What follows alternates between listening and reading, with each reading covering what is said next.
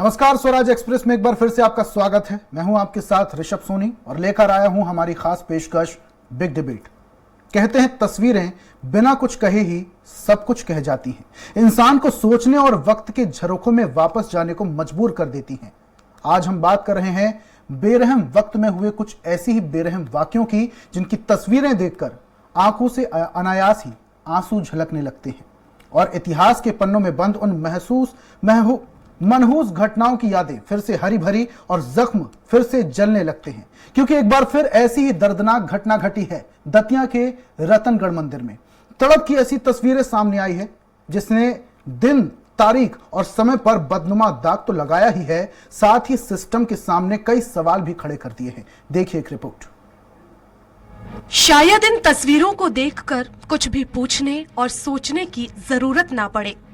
इन्हें तो बस देखते ही हर जुबान खामोश, हर इंसान स्तब्ध और हर तरफ सन्नाटे की चादर सी बिछ जाती है।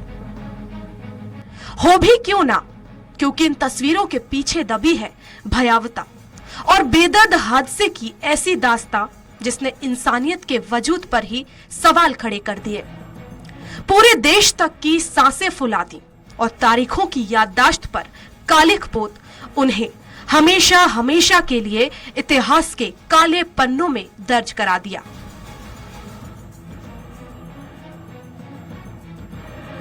क्योंकि ये त्राहिमाम की तस्वीरें हैं,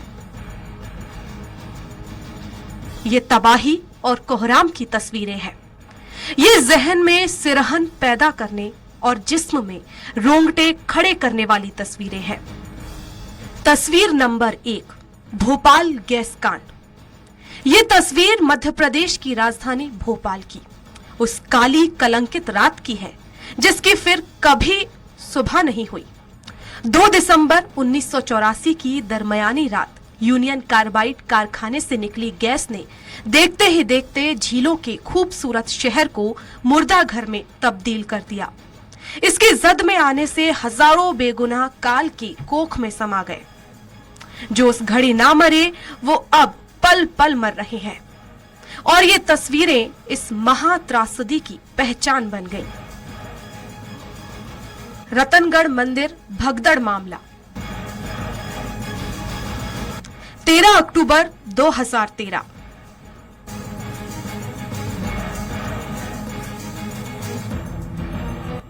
शायद तबाही की ये तस्वीरें तारीखों पर कालिख पोतने के लिए काफी नहीं थी, तभी तो फिर सामने आई दिल को दहला देने वाली ऐसी तस्वीर जिसे देख एक बार फिर लोगों की रूह कांप उठी।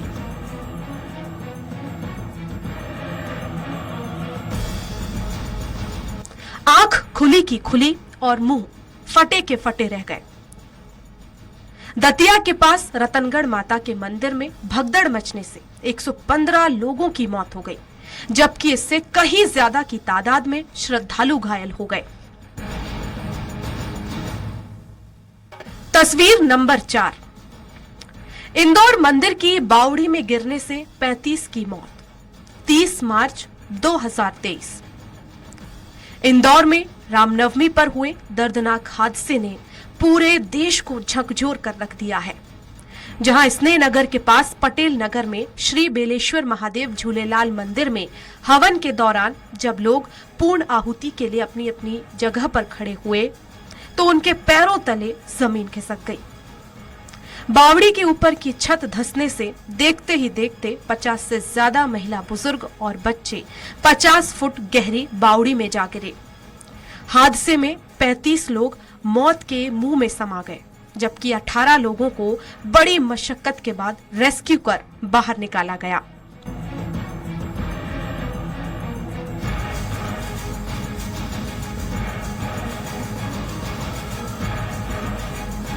बेशक चारों तस्वीरें अलग अलग हादसों की हैं, जुदा जुदा जगहों और अलग अलग लोगों की हैं, लेकिन सभी के मायने एक हैं, सभी का दर्द भी लगभग एक सा ही है। बस फर्क इतना है कि कोई तस्वीर पैसों की लालच में गिरे उस जालिम इंसान की बेरहमी बयां करती है जिसने चंद मुनाफे के लिए हजारों निर्दोषों की जिंदगी का मौत से सौदा कर डाला, तो कोई तस्वीर एक दूसरे के लिए दिलों में पलते नफरत के बीज और बर्बरता से पैदा हुए हालातों का हश्र बताती है, जिसकी टीज सालों से लेकर आने वाले कई सालों तक लोगों को सालती रहेगी। Bureau report, Swaraj express. चाहे गोधरा हत्याकांड हो या फिर भोपाल गैस त्रासदी या फिर इंदौर में घटना हुई, ये सारी हादसे हैं या फिर लापरवाही, इस पर हम चर्चा करेंगे। और चर्चा में हमारे साथ मौजूद है बीजेपी सह मीडिया प्रभारी अनिल पटेल जी, कांग्रेस प्रवक्ता धर्मेंद्र शर्मा जी और वरिष्ठ पत्रकार संजय सोनी जी। आप तीनों मेहमानों का बहुत बहुत स्वागत है कार्यक्रम में। और सबसे पहले बीजेपी सह मीडिया प्रभारी अनिल जी की ओर बढ़ूंगा मैं। अनिल साहब, जिस तरीके से इंदौर में यह हादसा हुआ, यह पहला हादसा नहीं है, इससे पहले भी कई बार हादसे हो चुके हैं, लेकिन हादसे होते हैं, जांच होती है और जांच के बाद पूरा मामला ठंडे बस्ते में। आज तक किसी भी कांड में, किसी भी हादसे में रिपोर्ट पॉजिटिव नहीं आई और ना ही वो रिपोर्ट कभी पूरी हुई हो। चाहे भोपाल में खटलापुरा तालाब के दौरान 13 लोगों की मौत हुई हो, कभी भी कोई भी हादसा होता है लेकिन पूरा मामला हमेशा ठंडे बस्ते में जाता है। ऐसा क्यों? देखिए, निश्चित तौर पे बहुत दुर्भाग्यपूर्ण घटना ये हुई है, जिसमें अभी जो जानकारी मिली है उसमें 20 लोगों का इलाज चल रहा है और लगभग 35-36 लोगों की कैजुअलिटी का समाचार है। अभी जो हमें जानकारी मिली है उसके अनुसार वहां पर एक बावड़ी के ऊपर छत बनाई गई थी, जो 10 साल पूर्व ही जो इनका ट्रस्ट है उसके अध्यक्ष और सचिव उन पे प्रारंभिक कार्यवाही करते हुए इनके ऊपर केस दर्ज किया गया है। और जो नगर निगम इंदौर के अधिकारी हैं पारासर जी और इनके इंस्पेक्टर हैं, उनको भी सस्पेंड कर दिया गया है और मंदिर को सील किया गया है।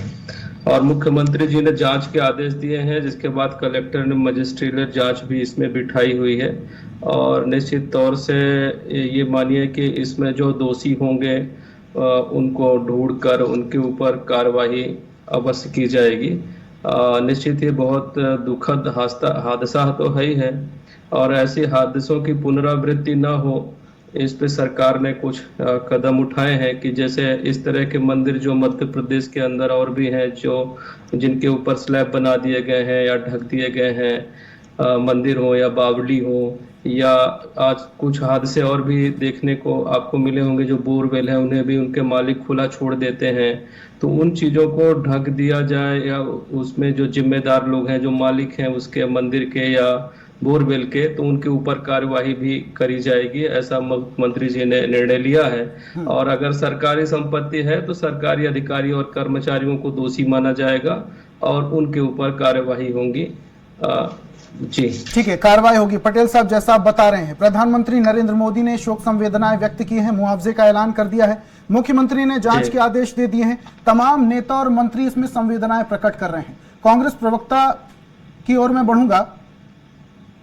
धर्मेंद्र साहब, जिस तरीके से पटेल साहब कह रहे हैं कि इस पूरे मामले की जांच होगी और जो दोषी होंगे वो सलाखों के पीछे होंगे, अक्सर ऐसे मामले सामने आते हैं जब बोरवेल खुली रख दी जाती है और कई बार हादसों को न्योता देते हैं। ऐसे मामले, सड़क खराब रहती है या फिर यूं कहें ऐसे मामले आते हैं, लेकिन जब ये हादसे होते हैं तो पूरा मामला ठंडे बस्ते में चला जाता है, कभी फॉलोअप नहीं लिया जाता विपक्ष की तरफ से। जब हादसा होता है तब तो बहुत हो हल्ला होता है विपक्ष की तरफ से, पुराने हादसों को लेकर कभी फॉलोअप क्यों नहीं लिया जाता? रामनवमी के दिन हृदय विदारक घटना होना बड़े ही मन को दुखी करने वाली घटना ये सामने आई और इतने परिजनों ने अपने लोगों को खोया है। इससे भी ज्यादा दुख की बात यह है कि जिस इंदौर के सांसद को चुनकर भेजा और सिंधी समाज के जिस मंदिर में ये घटना हुई उसी समाज से हुआ आते हैं, और वो सांसद इस दुख की घड़ी में उन परिजनों को छोड़कर भोपाल में फूलों से सजी मंच पर बैठा है। इससे भी ज्यादा दुखी करने वाला वीडियो मैंने देखा, किस प्रकार से रेस्क्यू करने वाली टीम द्वारा एक महिला को बचाते समय, निकालते समय वो रस्सी टूट जाने से लापरवाही से वापस उस बावड़ी में जाकर गिर गई। वह महिला आप देखिए इनके पास रेस्क्यू की जो टीम थी, उनके पास ना तो रस्सियां ढंग की थी, ना रेस्क्यू के साजो सामान थी। उसका मुख्य कारण ये था कि मुख्यमंत्री जो इस प्रदेश के मुखिया है शिवराज सिंह चौहान 18 सालों से, वो उस समय जब उन्हें आपदा प्रबंधन को देखना चाहिए था मजबूती से, वहां किसी प्रकार की कोई कमी ना हो, किसी प्रकार की कोई लापरवाही ना बरती जाए, उस समय वो प्रधानमंत्री और आरएसएस प्रमुख मोहन भागवत के कार्यक्रम की सजावट देखने में व्यस्त थे। बिल्कुल शर्मा साहब, लापरवाही और हादसों में बहुत अंतर है, जमीन आसमान का अंतर है। तो आपको लगता है कि ये सरासर लापरवाही है? हादसा हुआ, शोक संवेदना जतानी चाहिए उस समय नेताओं को, और इस प्रदेश के मुखिया के नाते शिवराज सिंह जी का दायित्व बनता है कि आपदा प्रबंधन को स्वयं जाकर देखते। उस शहर से सांसद आते हैं शंकर लालवानी जी, उस शहर ने उनको अपना मत देकर चुना है, उनका दायित्व बनता है कि वो उस समय उन परिजनों के बीच में रहें। दूसरी बात, आप देखिए जब शिवराज सिंह जी परिजनों से मिलने गए और उनके परिजनों ने जब शिवराज सिंह जी का विरोध किया, तो भाजपा के इंदौर शहर के जिला अध्यक्ष गौरव रणदिवे जी उन परिजनों के साथ हाथापाई करते और धक्का मुक्की करते नजर आए। ये कितना शर्मसार करने वाला वाक्य सामने आया। क्या ये भाजपा के नेताओं को शोभा देता है? इस दुख की घड़ी में कांग्रेस पार्टी का एक एक कार्यकर्ता उन परिवारजनों के साथ है। हमारे पूर्व मुख्यमंत्री एवं प्रदेश अध्यक्ष माननीय कमलनाथ जी सुबह 8:30 बजे अपने समस्त विधायकों माफ कीजिएगा शर्मा साहब, बड़ी निवेदन के साथ आपको रोक रहा हूं। जब भी हादसे होते हैं विपक्ष हमेशा यही कहता है कि इस दुख की घड़ी में तमाम लोगों के साथ कांग्रेस पार्टी खड़ी है, विपक्ष खड़ा है। लेकिन जब पूरा मामला निकल जाता है और थोड़ा वक्त गुजर जाता है तो पूरा मामला ठंडे बस्ते में चला जाता है, फिर विपक्ष कहां जाता है? क्यों आवाज नहीं उठाई जाती? कांग्रेस पार्टी का एक एक नेता इस दुख की घड़ी में उन परिजनों का साथ देगा। लेकिन आप बताइए जिम्मेदारी किसकी बनती है? सरकार में बैठा शिवराज सिंह चौहान और उनके प्रशासन की। क्या आप रेस्क्यू की ठीक है, माना शर्मा साहब जिम्मेदारी प्रशासन की है, सत्ता पक्ष की है, तो क्या विपक्ष की कोई जिम्मेदारी नहीं? दुर्घटना घटे तो विपक्ष की जिम्मेदारी है। हम उसी जिम्मेदारी को बड़ी शालीनता से मैं आपसे कहना चाहूंगा।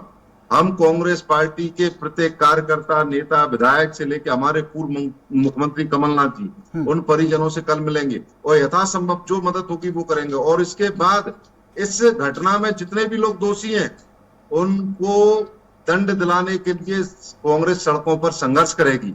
मैं ठीक है, जो भी दोषी होंगे उन्हें दंड दिलाने के लिए कांग्रेस पार्टी संघर्ष करेगी। वापस आऊंगा मैं आपके पास। वरिष्ठ पत्रकार संजय सोनी जी भी हमारे साथ जुड़ चुके हैं, उनसे बातचीत करते हैं। सोनी साहब, जब भी कोई हादसा होता है तो सत्ता पक्ष अपने आप को बचाने की कोशिश करती है। गाज हमेशा निम्न स्तर के अधिकारियों पर गिरती है, जिनकी वजह से लापरवाही बरती जाती है। वो सरासर बच जाते हैं, पूरा मामला ठंडे बस्ते में चला जाता है। और रही बात विपक्ष की, तो जब हादसा होता है तब बहुत हो हल्ला होता है, आवाजें उठाई जाती हैं, लेकिन कभी फॉलो अप नहीं लिया जाता। क्या कहेंगे इस विषय में? जब हादसे होते हैं उस पर राजनीति होती है, क्या राजनीति को इतर रख के उस मामले में वाकई संज्ञान लेने की जिम्मेदारी सत्ता पक्ष की है या फिर विपक्ष की?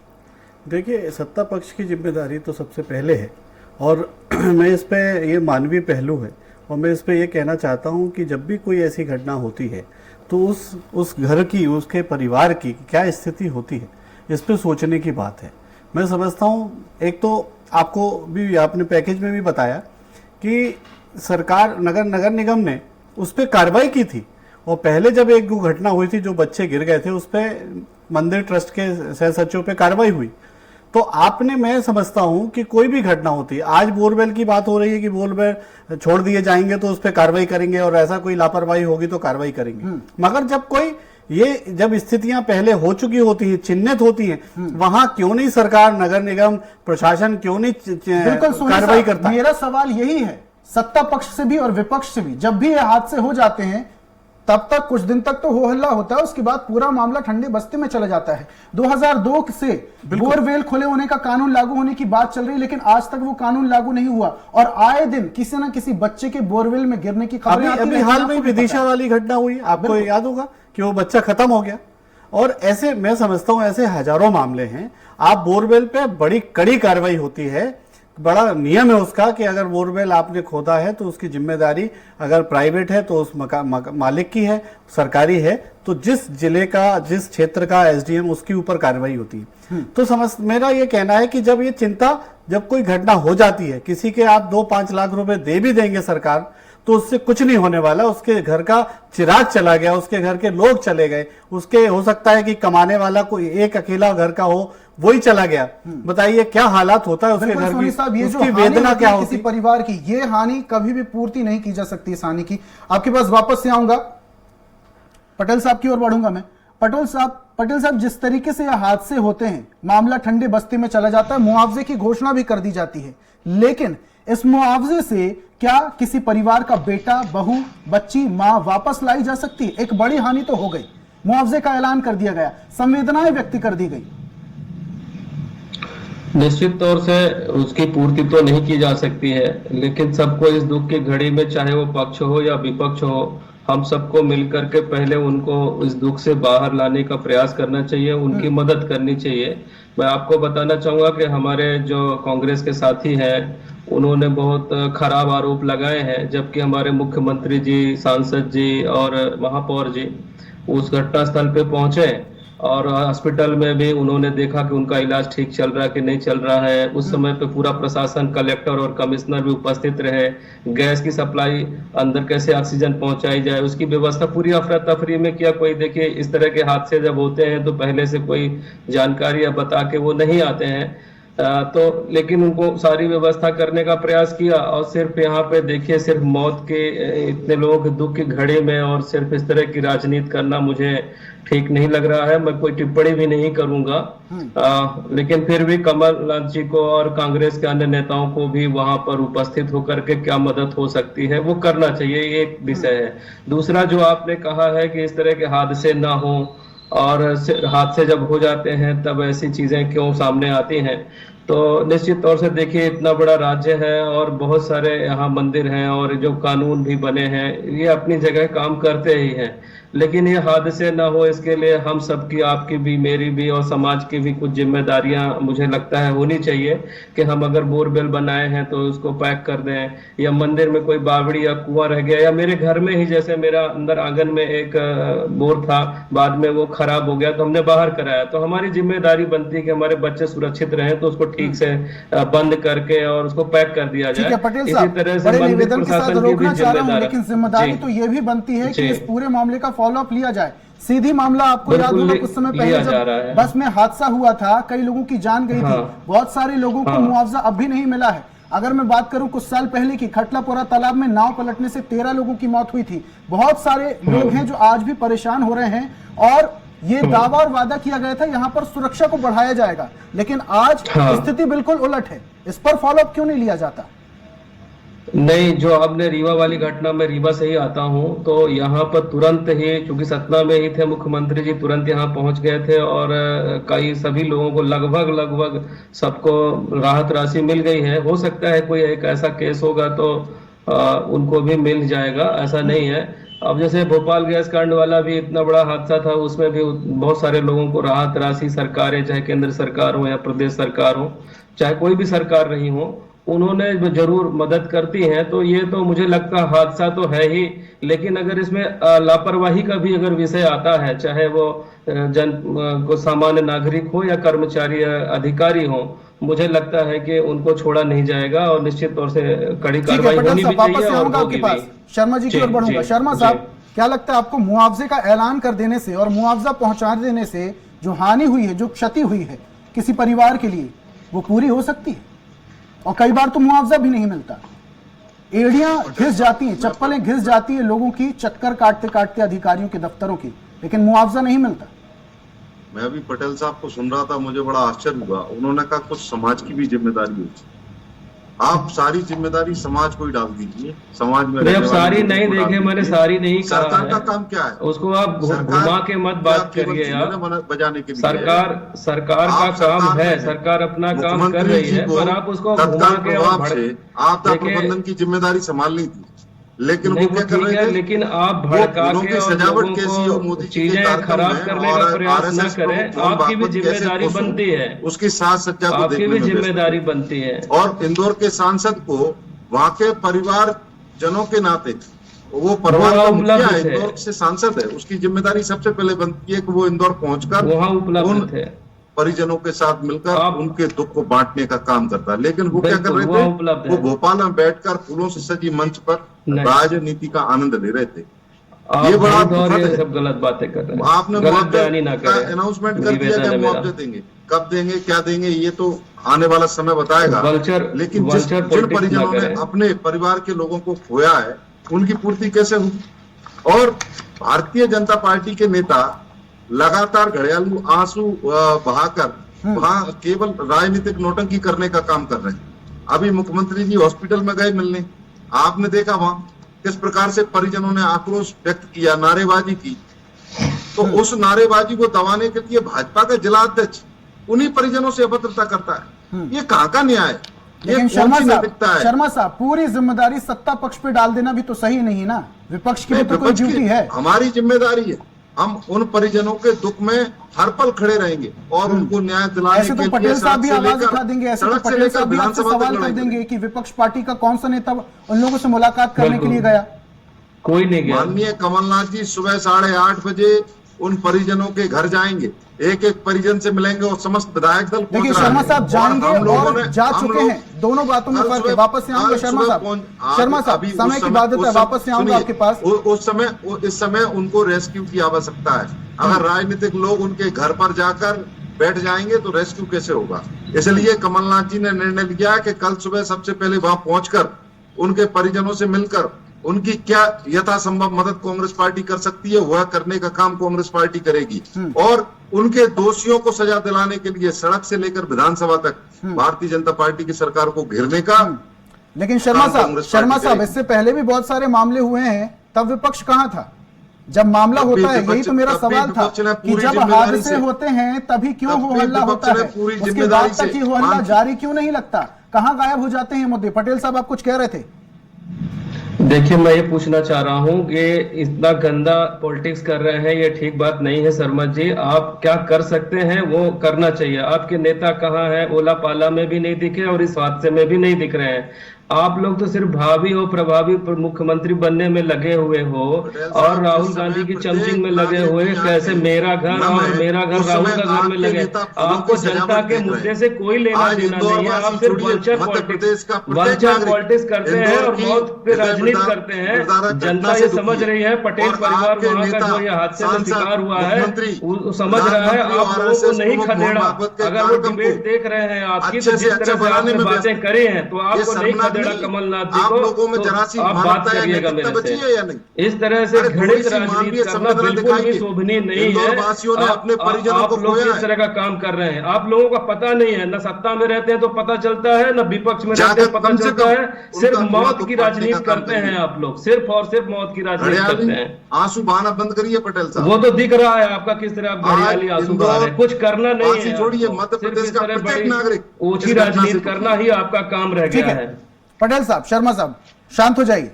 संजय जी क्या कहेंगे इस पूरे मामले में? जब भी हादसे होते हैं राजनीति तो होती है, सत्ता पक्ष पूरी तरीके से ठीकरा फोड़ देती है विपक्ष के ऊपर कि विपक्ष ज्यादा हो हल्ला हो रहा है, और विपक्ष पूरी तरीके से ठीकरा फोड़ देता है सत्ता पक्ष पे, लेकिन कार्रवाई कुछ नहीं होती। और बात करूं अगर मुआवजे की, तो कई बार मुआवजे तो लोगों को मिलते भी नहीं है, जबकि ये मुआवजे की जो राशि है कोई भी नेता मंत्री अपनी जेब से नहीं देता, ये सारा कुछ सरकारी राहत कोष से उन तक पहुंचता है, जबकि पहुंचता भी नहीं है कई बार।